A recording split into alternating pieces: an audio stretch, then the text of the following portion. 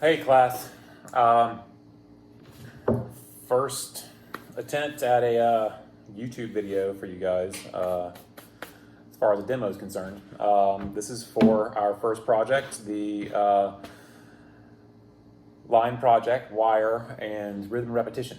First thing I want to go over are the tools. So you need needle nose pliers, something like this. Right? You can get a larger set if you'd like. These are pretty small.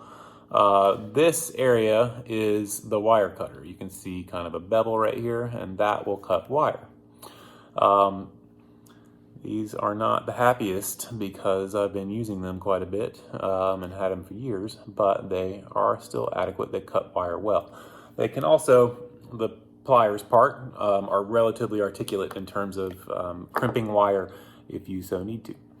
So you could also buy something like this. These are just straight up wire cutters.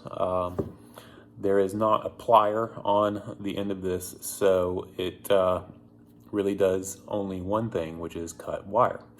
So if you think you're going to need pliers, you could get this and a set of pliers, or you could get just the needle nose. So, and really, at Home Depot or Harbor Freight Tools even, which is on Lancashire, basically at Oxnard, you can get a pair of these, probably 4 pairs of these for $10 or less. That's not a guarantee, but most likely. Your materials. This is the tie wire I spoke of.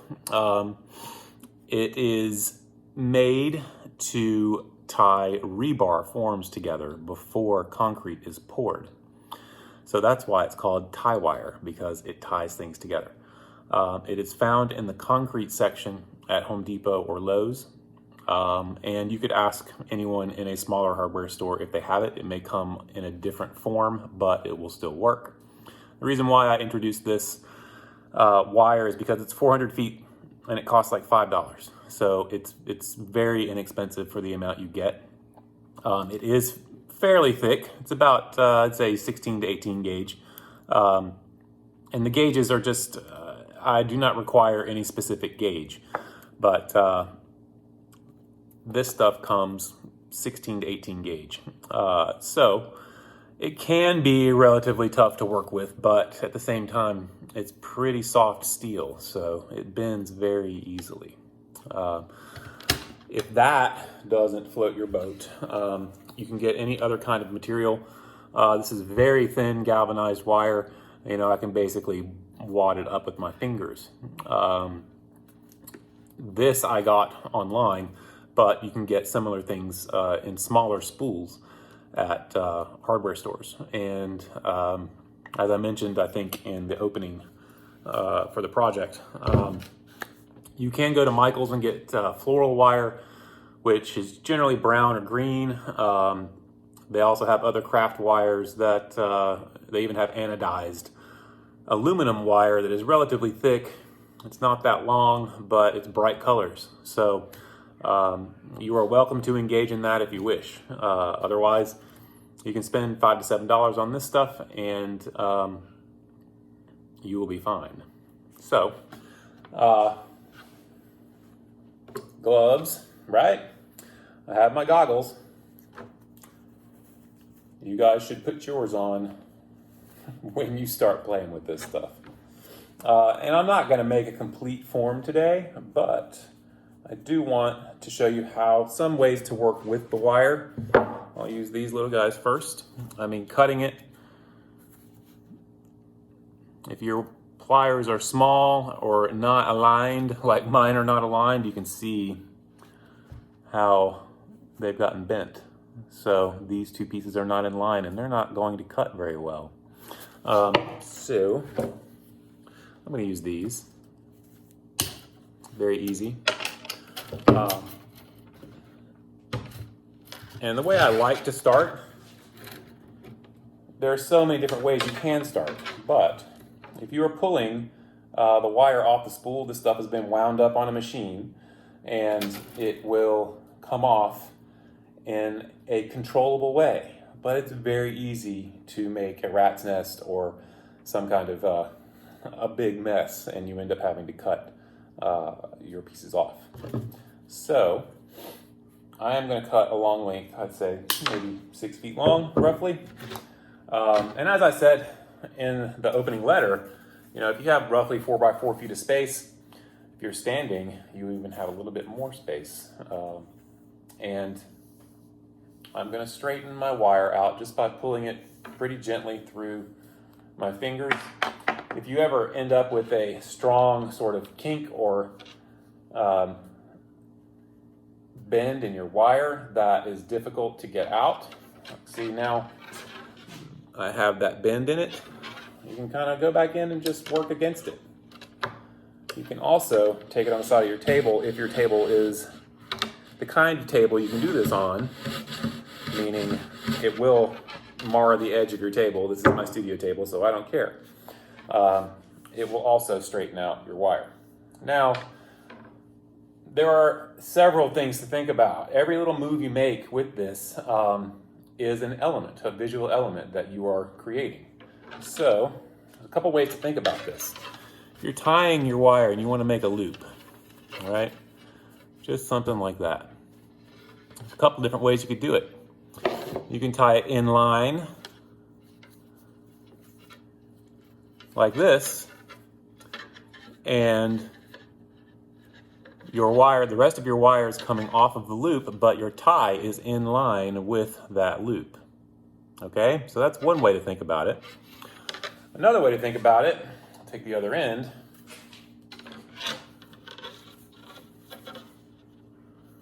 and I'm going to cut it off.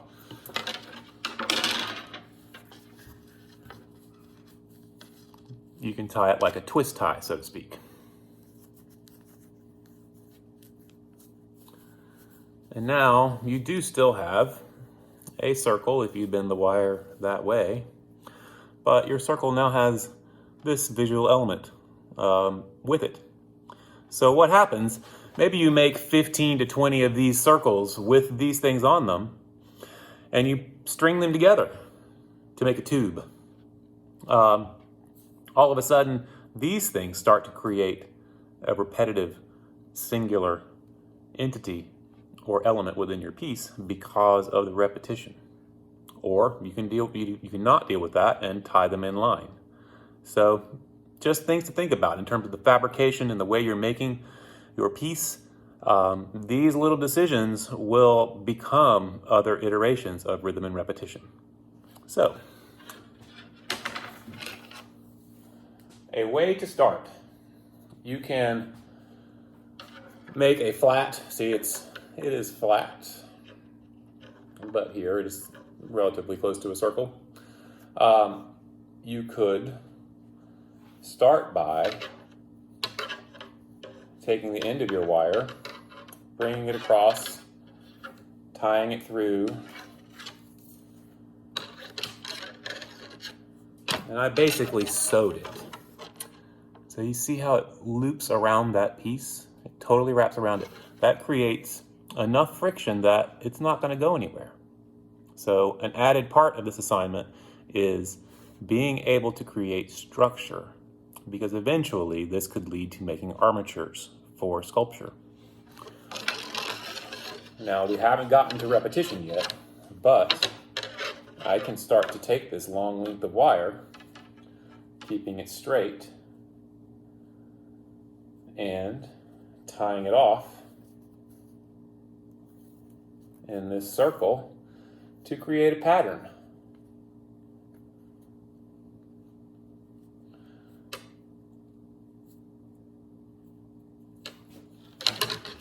I looped it around again, right here. Move back so we stay in focus. There we go. So I looped it around again so that it won't move.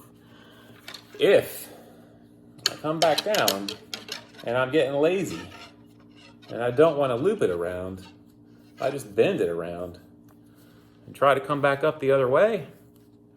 What happens is back some. This connection is no longer secure. All sorts of things will happen. This will fall off. Your circumference will start to change and shift. So you really need to think about a secure way of getting things through there. So you're basically sewing in 3 dimensions, weaving it through, wrapping it around.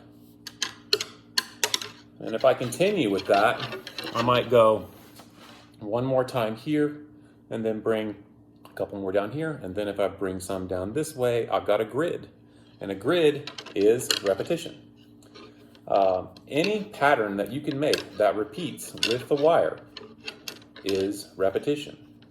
Now, say I have 2 of these objects that have lines going across. We're going to pretend this one does. And I want to connect these 2 shapes together. I can take a piece of wire, wrap it around this one,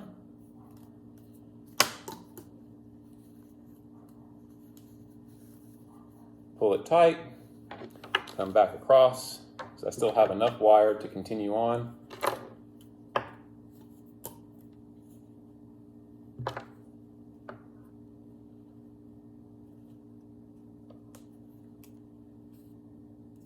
And pull it through. Every time I am wrapping around more than one time. If you just fold it over, again, that is not going to be a secure connection. So you need to wrap it around. And now I can take this end and continue with my patterning on this side.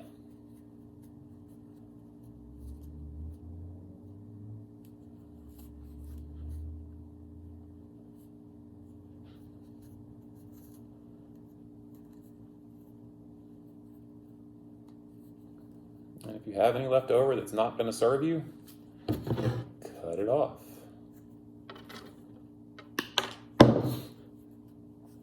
So now it only has one point of connection, but if I slide it up here closer, now I at least have, if I move it back, I now have something dimensional. It's standing. It could become all kinds of different things. I could continue with a similar pattern here and do another pattern here, and then patterns in between, back and forth. You can make 5 or 6 different flat planes with different patterns in them, and then put them together as in a box, and then react to what you put together, start to go in between those patterns.